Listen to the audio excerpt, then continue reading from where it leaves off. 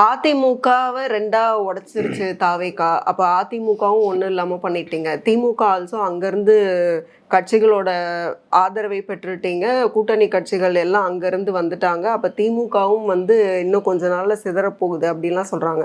அப்ப நாளடைவுல தாவேகாவுக்கு ஒரு எதிர்க்கட்சின்னு ஒண்ணு இல்லாமலே போயிரும். தாவேகான்றது ஒரு கட்சியே கிடையாது. அது ஒரு சினிமால இருக்கக்கூடியது. அங்க இருக்கக்கூடிய ஒரு ராஜேந்திர பாலாஜி முன்னாள் பால்வளத்துறையினுடைய அமைச்சரா இருந்தவர் சொன்னாரா இல்லையா? இந்த படம் ஓடாதுன்னு சொன்னாரா இல்லையா? தேர்தலுக்கு அப்புறம் காணாம போயிடுவாங்கன்னு சொன்னாங்களா இல்லையா? இன்னைக்கு உங்க கட்சி காணோன்னு கையம்மியன்னு கத்திட்டு கிடக்குறீங்க. கட்சி கொள்கையும் கோட்பாடுகளும் என்ன? ஏன் உங்களுக்குள்ள சண்டை நடக்குது? ஏன் இரு குழுக்களா பிரியுறீங்க? உங்களுடைய கொள்கையின் அடிப்படை திமுகவோட சமரசம் செஞ்சு கொள்வதுதான் உங்களுடைய கொள்கையா இருந்ததா?